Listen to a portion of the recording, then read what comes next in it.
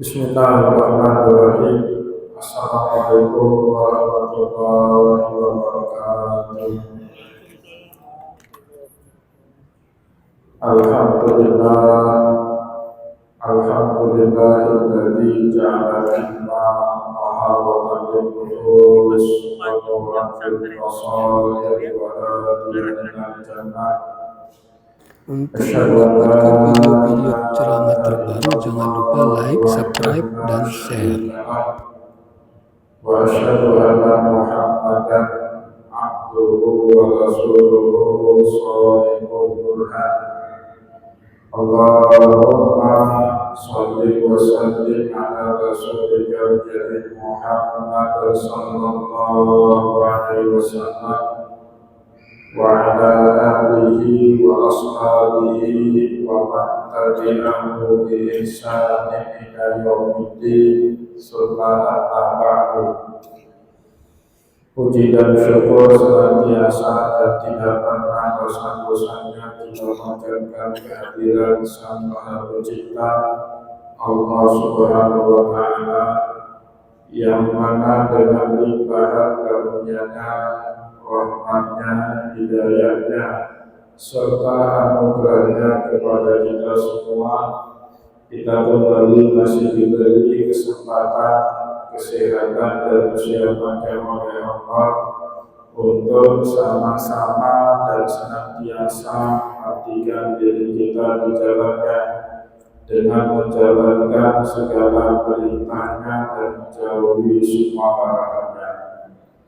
Salawat dan salam juga tidak pernah lupa pula kita aturkan kepada junjungan amat Nabi besar Muhammad sallallahu alaihi wasallam, di mana beliau telah bersabda dalam sebuah hadis, "Man salaka tariqan yaltamisu fihi ilman, sahalallahu lahu bihi tariqan ilal jannah." Barang siapa yang meniti satu jalan untuk menuntut ilmu agama Allah, maka niscaya Allah Subhanahu wa Ta'ala memudahkan baginya jalan menuju ke surganya Allah. Bapak Ibu kaum muslimin dan muslimat jamaah sholat maghrib yang dimuliakan oleh Allah, mari pada kesempatan malam yang penuh dengan kemuliaan ini, sambil kembali kita niat i'tikaf di rumah Allah, mari sama-sama kita kembali melanjutkan pengajian fikih kita dengan kitab Al-Fiqhul Islami wa Adillatuhu karya Syekh Wahbah Az-Zuhaili rahimahullahu ta'ala. Dan insyaallah pada kesempatan malam ini kita kembali akan melanjutkan pembahasan berikutnya, syarat apa saja yang diharuskan agar transaksi sewa menyewa kita itu dianggap sah di dalam syariat. Pada pertemuan yang lalu Bapak Ibu kita sudah membahas berbagai syarat yang berkaitan dengan al-maqdumu alaih, syarat sewa menyewa terkait dengan barang ataupun jasa yang disewakan. Misalnya, hendaklah barang itu harus bisa diambil manfaatnya oleh orang yang menyewa. Jadi tidak sah hukumnya kita menyewa barang yang tidak bisa dipakai. Menyewa mobil tapi mogok, tidak bisa dipakai untuk berkendara oleh si menyewa, tidak sah. Menyewakan rumah tapi fasilitasnya tidak ada, atapnya bocor, lantainya banjir atau keluar air dari tanah misalnya, airnya tidak ada, kamar mandinya atau MCK-nya sumbat, tidak boleh kita sewakan rumah seperti itu. Karena maksud orang menyewa rumah adalah diambil manfaatnya. Apa manfaatnya? Bisa ditempati, bisa dijadikan sebagai tempat tinggal. Tetapi kalau tidak ada air, cekannya sumbat, atapnya bocor, tidak bisa diambil manfaat haram. Dan boleh kita seperti itu. Pada pertemuan yang lalu saya ingat ada satu orang jamaah setelah pengajian meng-WA saya bertanya tentang syarat yang berkaitan dengan al-maqulu alaih atau objek yang dijadikan alat di dalam transaksi sewa menyewa objeknya. Misalnya kata beliau punya pengalaman sewa toko, disewakan toko dengan harga sekian dan beliau ambil, tetapi si pemilik toko ini tidak menjelaskan kalau di toko itu setengah hari mulai dari sore sampai malam hari ada orang yang jualan nasi apa itu, ayam geprek apa itu. Padahal orang yang menyewa toko itu ini buka usaha dari pagi sampai malam. Nah, pada saat survei toko tersebut, surveinya selalu di pagi dan siang hari, nggak ada yang jualan. Oh, tokonya cocok, lokasinya strategis, tapi dia lupa mengecek di sore dan di malam hari ada orang yang berdagang di depan tokonya. Nah, ini Bapak Ibu yang dimuliakan oleh Allah, yang punya toko wajib jelaskan kepada si penyewa. Jangan sampai kemudian si penyewa tidak bisa memanfaatkan toko yang sudah dia sewa. Kalau dia buka toko sampai jam 11 malam, tiba-tiba di depan dia ada orang buka lapak. Mana laku barang dagangan yang diperjualbelikan di tokonya. Nah, orang ini bertanya kemudian kepada saya, bagaimana hukumnya? Si penyewa itu dosa kalau dia tidak menjelaskan dari awal. Kecuali setelah dijelaskan dari awal, saya juga sudah menyewakan halaman depan dari toko ini kepada pedagang nasi geprek, tapi setengah hari mulai dari sore sampai malam. Biasanya orang jualan nasi geprek itu kan nggak pernah pagi, Pak ya, siang juga enggak, mulainya dari sore sampai malam. Nah, ini dia dari itu ambil sewa, dari toko juga ambil sewa, kebetulannya 2 kali rugi orang. Ingin membatalkan, boleh nggak saya membatalkan? Boleh. Tetapi yang punya toko tidak mau. Kenapa? Sudah dapat untung. Itu haram rezekinya, nipu dia itu. Ya, maka pada pertemuan yang lalu kita sudah menjelaskan at-takun manfaatul maqdar alaih. Harus bisa diambil manfaat dari objek yang dijadikan akad dalam transaksi sewa menyewa. Begitu juga pada pertemuan yang lalu kita sudah menjelaskan manfaat itu Bapak Ibu ayatuna alaihi mubarakatan syar'an. Bukan segala manfaat boleh kita jadikan transaksi sewa menyewa, tetapi manfaat yang dibolehkan di dalam syariat. Mohon maaf, contoh agak ekstrim, misalnya kita sewakan, mohon maaf, istri kita kepada orang dipakai tidur, boleh nggak? Kenapa? Nggak boleh secara syariat. Ya, sewakan senjata untuk bunuh orang, boleh nggak? Nggak boleh. Haram hukumnya. Sewakan senjata dipakai berburu, misalnya kita punya senapan angin. Ada orang punya kebun sawit misalnya, kebun sawitnya itu sering diganggu sama babi hutan. Sewa senjata, nggak sanggup beli, kamu punya senjata, iya saya sewa, boleh 2 malam, oh boleh 1 malam 200.000, 2 malam 400.000. Nah, untuk apa? Nembak babi liar boleh. Tetapi untuk apa? Nembak orang yang nggak mau bayar utang sama saya, itu nggak boleh.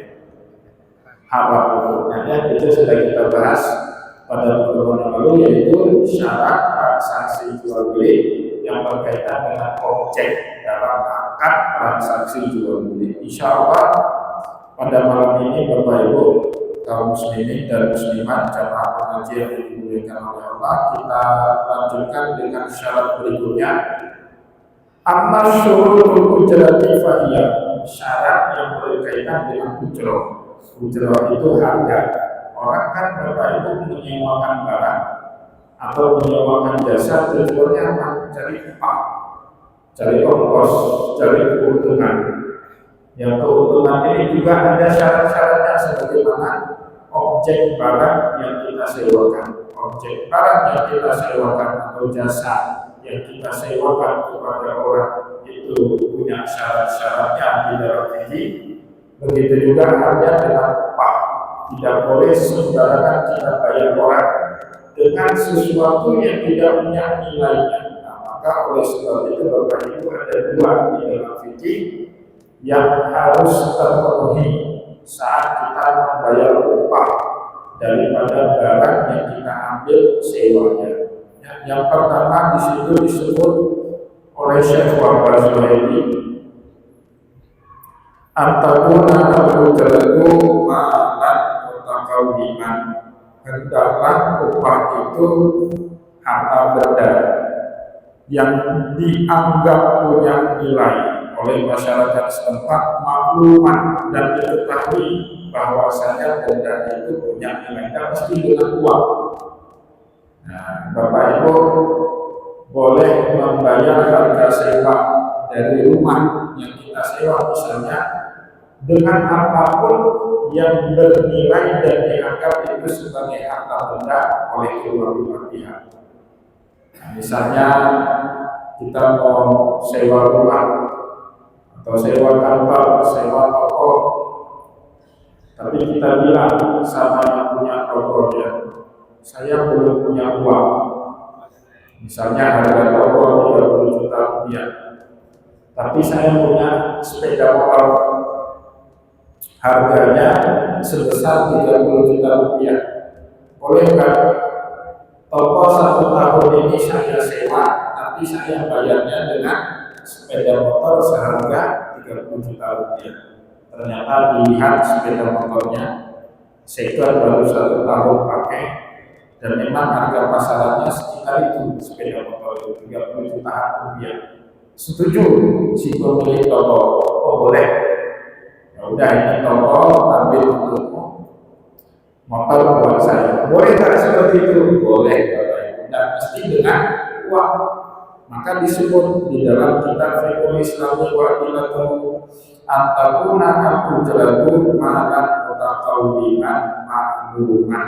Ujrah itu upah dalam transaksi sewa menyewa tidak melulu harus dengan uang, tidak melulu harus dengan rupiah, dengan dolar, dengan ringgit.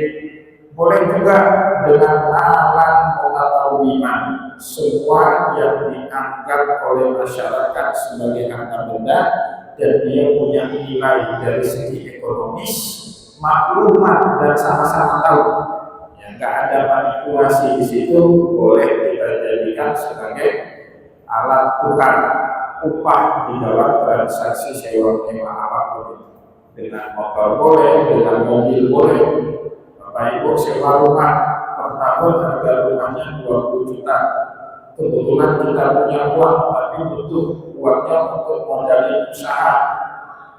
Nah, kita punya 2 kendaraan, satu mobil yang kita pakai sehari-hari, mobil Innova, satu lagi nggak kita pakai, Avanza. Avanza harganya 200 juta kita bayar. Udahlah, saya bayar rumah ini dengan mobil Avanza, tapi ini 200 juta harganya, bagaimana? Oh, berarti saya ambil sewanya untuk 10 tahun terus. Boleh nggak seperti itu? Boleh, dibayar dengan mobil Avanza. Ya, bisa seperti itu. Bahkan ada orang sekarang Bapak Ibu tidak mau tidak mau beli rumah. Nah, ada tren baru, tapi itu tidak ada di kota besar. Nggak ada di kota kecil. Biasanya di kota besar Bapak Ibu orang pada tidak mau beli rumah sekarang, maunya sewa rumah. Kenapa? Karena kalau duit misalnya dibelikan rumah, katakanlah dia mau, kalau di kota besar kan rumah mahal, mahal. Rumah tipe kecil aja harganya sudah miliaran. Kenapa? Harga tanahnya mahal. Kalau dia beli rumah, duitnya nggak bisa dipakai untuk memodali usaha. Maka biasanya orang kan, kalau dia punya duit 10 miliar, daripada harus dia beli rumah seharga 3 atau 4 miliar, berkurang duitnya, lebih bagus duitnya didepositokan, taruh dalam deposito 10 miliar. Keuntungannya dapat dari bagi hasil deposito 4-5% setahun. Udah berapa Pak? 4-5% dari 10 miliar udah berapa ya? Ratusan juta, 500 juta. Sewa rumah per tahun di Jakarta itu rumahnya bagus, rumahnya elit, paling mahal 160, katakanlah 200 juta. Masih untung dia 300 juta. Nah, itu saya pernah menonton di satu channel bisnis di YouTube, ada pengusaha kaya raya tapi belum punya rumah. Saat ditanya kenapa kamu belum mau beli rumah, alhamdulillah saya beli rumah. Harga rumah di Jakarta di atas 1 miliar. Saya punya duit 10 miliar. Lebih bagus 10 miliarnya saya deposit saja setahun. Bunganya kalau sudah 10 miliar kita punya deposito Pak, itu sudah jadi nasabah priority. Jangankan 10 miliar, 1 M aja Bapak punya duit di bank, itu bisa bertak-bertak pegawai bank. Bisa kita marah-marah, kamu makan, ada gitu, bisa Pak. Tapi kalau duitnya 100 juta belum boleh. Apalagi 10 miliar, taruh di bank 10 miliar. Itu sudah jadi nasabah prioritas. Kalau nasabah prioritas itu bisa dibilang Pak bunganya itu bagi hasilnya. Saya nggak mau taruh di bank kamu kalau kamu bagi hasilnya cuma 5%. Dalam 7% kasih kan? Kalau nggak kasih saya pindah ke bank lain, pasti dikasih Pak. Kenapa? 10 miliar. Tapi kalau Bapak ada duitnya cuma 100 juta, dibilang sama pegawai bank ya udah pindahin terus dari Bapak, perlu kami. Kalau 100 juta Pak ya, 10 miliar bisa nego itu bisa dapat 6-7%. Katakanlah dapat 6%. Setahun dari 10 miliar 6%, 600 juta. Sewa rumah 150 juta. Rumah elit sekali itu Pak, rumah Bintaro itu udah 150 juta. Daerah Kemang itu harganya daerah 150 juta. Kalau dia dapat 700 juta dari deposito, nyewa rumah 150 juta, masih untung dia kan? 550 juta untung. Tapi kalau dia belikan rumah atau buat rumah, katakan habis duit di Jakarta, jadi duit dia itu sisa cuma 6 miliar. Ya 6 miliar nggak dapat lagi bagi hasilnya seperti itu. Maka kadang-kadang butuh strategi. Tadi saya main badminton. Setelah main badminton itu duduk di tempat langganan saya minum air kelapa. Saya lihat dia dulu punya pegawai tua. Nah, dia tokinya punya pegawai tua. Tiba-tiba pegawai dia itu sudah kerja di tempat air kelapa di sampingnya. Di Bapak Ibu kalau ke Padang itu di depan dinas kesehatan kan banyak orang jual air kelapa. Di situ ada salah satunya langganan saya. Saya tanya, kenapa dia nggak kerja lagi sama kamu? Nah, dia ceritanya. Kalau selama ini omsetnya turun sehingga dia nggak sanggup lagi gaji dengan standar selama ini. Memang gajinya berapa? Selama ini 200, kadang-kadang kalau lebih saya kasih 250 sampai 300. Tapi sekarang lagi menurun sehingga harus saya turun tangan langsung. Saya minta potong gaji 150. Nah dia tidak mau. Oh gitu. Makanya dia pindah dia. Nah Bapak Ibu yang dimuliakan oleh Allah, orang kita tidak terbiasa berpikir dua variabel. Jadi dia merasa cukup dengan usaha seperti itu. Saya tanya, kalau bulan Ramadan katanya lebih jualannya, iya, karena ada pesanan, bukan hanya jual air kelapa di situ, tapi ada orang pesan, sehingga dia sudah potong kelapa dan dijual airnya. di dalam plastik kepada orang buat cincau lah, buat minuman apa. Memang kalau di luar Ramadan nggak buat, ada, tapi saya ngambil. Nah, kenapa itu nggak diberdayakan? Jadi seharusnya kalau dia memberdayakan semua potensi, tidak harus fokus di situ. Dia tetap bisa mempekerjakan pegawainya itu, tetapi dia bisa nutup untuk menggaji pegawainya ini dari usaha-usaha sampingan yang memang harus kerja lebih malam yang misalnya, tanpa harus dia mikir, oh ya juga ya. Jadi orang kita Bapak ya, tidak terbiasa berpikir dua variabel lebih. Padahal bisnis kelapa itu tidak mesti fokus di situ. Malam dia kelapa itu dia potong, kemudian setelah dia potong, dia jual, dia parut, dia jual kepada orang yang sudah dibungkus-bungkus, ditaruh di tempat-tempat yang lain. Itu kan menjadi penghasilan tambahan. Nah, terus saya tanya lagi, ini batok kelapa dibawa kemana?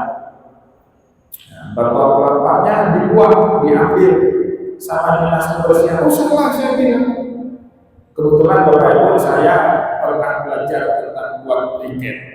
Sampai kemudian ada jamaah kita Pak Junedi. Nah, Pak Junedi itu biasanya hadir di pengajian saya di Lantri. Sampai ke Biren, di Biren itu Pak ada tempat pembakaran kelapa di Juli itu, di kilometer 30 arah ke Tekemol itu ada kebun. Itu tempat pembakaran batok kelapa Pak di situ. Tapi sayang di Aceh nggak ada pabrik briket. Jadi batok kelapa yang sudah jadi arang itu dibawa ke Malang, dibawa ke Jawa. Nah di Jawa baru kemudian batok kelapa yang sudah jadi arang itu dijadikan briket. Nah, dijadikan briket dan dijual ke Arab, ekspor Pak. Kenapa? Orang Arab itu kan makannya bakar-bakar semua Pak. Ayam bakar, kambing bakar, sapi bakar, kan bakar-bakar semua. Sisa, tahu sisa Pak? Rokok Arab itu. Rokok Arab itu kan taruh arang briket itu di situ. Jadi batok kelapa yang paling bagus itu dari Sumatera, salah satunya dari Aceh.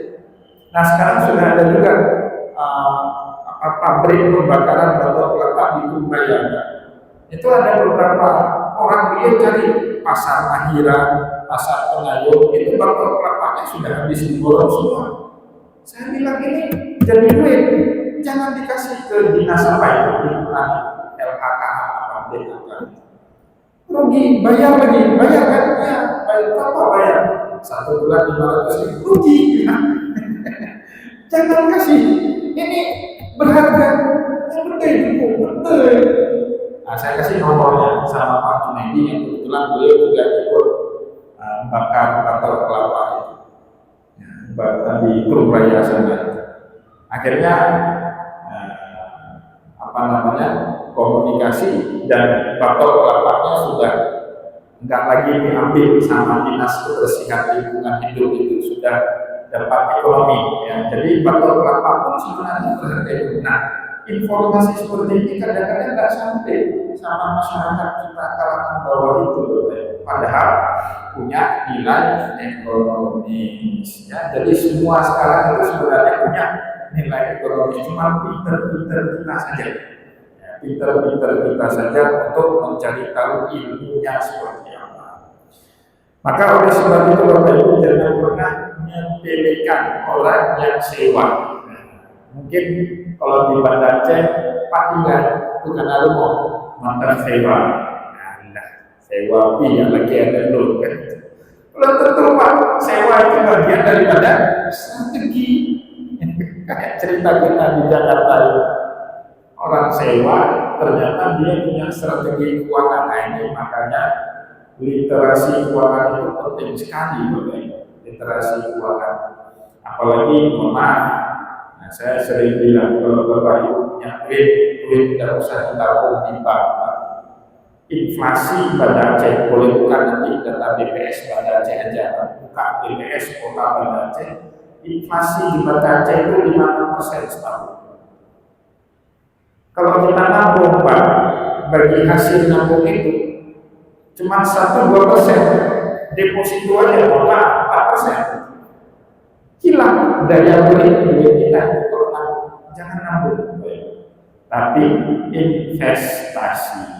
Ya, apapun investasi. Kalau Bapak pintar buka usaha, buka usaha. Kalau nggak pintar buka usaha, cari orang yang bisa kerjasama dengan kita. Kalau nggak bisa juga buat toko atau buat rumah sewa, atau nggak bisa juga beli emas di emas. Nggak bisa juga beli tanah, Pak. Tanam, cocok tanam, punya hasil. Nah, itu investasi uang. Tidak pernah rugi. Jadi jangan taruh duit di bank. Taruh duit di bank itu secukupnya saja. Ya, kira-kira untuk tabungan kalau nanti putus penghasilan ada jaminan untuk 1 tahun hidup. Ya, berapa misalnya untuk cukup 1 tahun hidup 60 juta atau taruhlah paling banyak 80, 100 juta, udah segitu aja yang lain diinvestasikan. Berbagai banyak sekali investasi, ada sukuk. Mudah sekali Pak, dengan HP pun bisa sukuk itu. Sukuk bisa 5-6% dari hasilnya. Tapi harap enggak Pak, ada sukuk syariah sekarang insya Allah. Di bank-bank syariah di Desi, saya Pak Aceh belum keluarkan produk itu ya. Ada sukuk syariah, bagi hasilnya lebih banyak daripada deposito. Minimal duit kita tidak dimakan dengan inflasi. Jahat sekali inflasi itu Pak, bisa membuat orang tidak miskin. Inflasi itu kan punya duit banyak, tiba-tiba satu hari Pak negara kita ekonominya bagus, inflasi itu bisa sampai di atas 10%, hyperinflasi, habis kita punya duit 100 juta seperti 60 juta saja kalau terjadi segitu hyperinflasi. Tidak ada maka jangan simpan duit terlalu banyak di bank, hanya cukup untuk kebutuhan kita sehari-hari saja.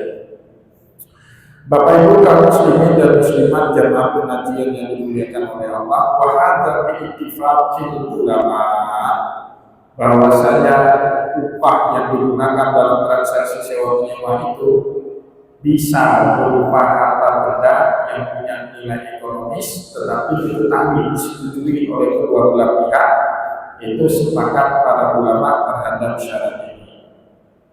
Wa muhtarazatu hadza syartun ma'rufatan kama marra fi aqdil bain. Jadi turunan terhadap upah yang seperti ini ma'rufah, sama-sama dimaklumi kama marra fi aqdil bain, sama seperti transaksi di dalam atau upah yang digunakan di dalam transaksi akad jual beli. Wal aslu fi ishtiratil ilmi bil ujrati qaulun Nabi sallallahu alaihi wasallam. Adapun dasar kenapa upah itu harus diketahui oleh dua belah pihak ini didasarkan kepada sabdanya Rasulullah sallallahu alaihi wasallam. Rasulullah bersabda di dalam hadis, "Man istajara ajiran falyu'allimhu ajrahu." Barang siapa yang menyewa seseorang, barang siapa yang menyewa jasa seseorang, maka beritahu dia berapa upah yang akan kita bayar. Harus dari awal, tidak boleh di akhir. Kerja kamu ini, upahnya sekian, bisa enggak? Atau upahnya bulanan, bisa enggak? Atau upahnya harian, bisa enggak? Harus diberitahu dari awal. Sewa rumah, begitu juga harus jelas. Oh, ini rumah 3 kamar, tetapi yang boleh pakai cuma 2 kamar. 1 kamar itu ada barang saya tak boleh pakai. Sebenarnya harga sewa ini 15 juta, tapi karena ada 1 kamar yang nggak bisa kamu manfaatkan, saya turunkan menjadi 12 juta saja. Harus dijelaskan terang benderang dari awalnya bagaimana upahnya itu. Wal ilmu bil ujrati la yasulu ila bil isyarati wa ta'yin aw bil bayani. Dari ilmu atau pengetahuan kedua belah pihak dalam transaksi sewa menyewa tidak akan sampai, tidak akan bisa dipahami illa bil isyarati wa ta'yin, kecuali dengan isyarat mafhumah, isyarat yang bisa dipahami. Berapa harga sewa? Berapa itu? 20 juta. Nah, itu bisa bil isyarati mafhumah wa ta'yin, atau dengan menunjuk angka pasti. Tulis, ya tulis 10 juta, oh ya bisa. Au bil bayan, atau dengan penjelasan bisa. Tapi tentu pada syarat berlaku firman Allah Subhanahu wa taala, ya ayyuhalladzina amanu idza tadayantum bidainin ila ajalin musamman faqulu. Setiap transaksi muamalah Bapak Ibu baiknya closingnya itu dengan tertulis, tidak dengan tulisan, harus ada yang tertulis yang menjadi pegangan seperti yang difirmankan oleh Allah Subhanahu wa taala tadi. Wala budda min ma'rifati makani ifadil ujrah. Dan juga Bapak Ibu di dalam syarat ini diharuskan, diwajibkan min ma'rifati makani ifadil ujrah, di mana tempat pelunasan akan terjadi. Pelunasannya di mana? Metode pembayarannya apa? Cash kah? Atau pakai barcode kah? Kalau sekarang kan banyak. Nanti pembayarannya saya transfer boleh, oh boleh, harus pakai terjelas itu Pak. Oh kebetulan saya gaptek, nggak ngerti pakai transfer, pakai mobile banking. Nanti saya transfer pakai ATM, struk ATM itu bisa terjadi. Oh boleh, harus diterangkan. Oh saya nggak bisa transfer, nggak punya ATM, nggak pakai mobile banking. Tapi nanti saya bayarnya pakai duit cash, apa boleh? Oh boleh. Nah harus diterangkan itu dengan tempatnya. Atau nanti kita transaksinya pergi ke bank aja, apa mutasi rekening. Nah kan ada itu namanya mutasi rekening pergi ke bank. Ini caranya kolot sekali. Saya sudah hampir 1 atau 2 tahun Bapak Ibu itu tidak pernah pergi ke ATM lagi.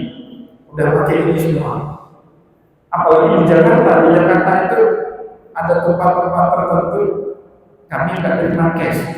Oh gitu, bayarnya pakai barcode semua. Kalau di Jakarta itu kebetulan baru pulang kemarin di Jakarta mau bayar hotel, kami nggak bisa bayar cash lagi Pak. Terus bagaimana?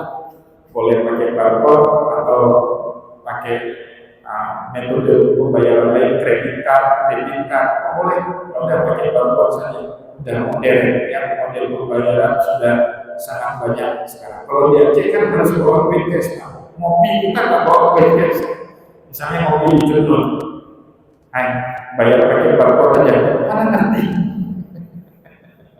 Bisa bawa harus bawa duit cash kalau di Aceh. Jadi dalam transaksi sewa menyewa metode pembayaran tempat pelunasan harus dijelaskan. Yang walaupun min ma'rifati makani ifadil ujrah, harus dijelaskan tempat metode pembayarannya bagaimana. Bapak Ibu kaum muslimin dan muslimat jemaah pengajian yang dimuliakan oleh Allah, kita cukupkan terlebih dahulu pengajian kita pada kesempatan malam ini, karena malam ini ada debat calon wali kota kita. Bapak Ibu nonton, pilih yang terbaik di antara paling itu, pasti ada yang paling baik, itu yang kita pilih. Insyaallah kita cukupkan dulu pengajian kita pada kesempatan malam ini. Semoga apa yang telah kita sampaikan pada kesempatan malam ini bermanfaat kepada kita semua. Saya mohon maaf jika ada yang tidak berkenan. Wassalamualaikum warahmatullahi wabarakatuh.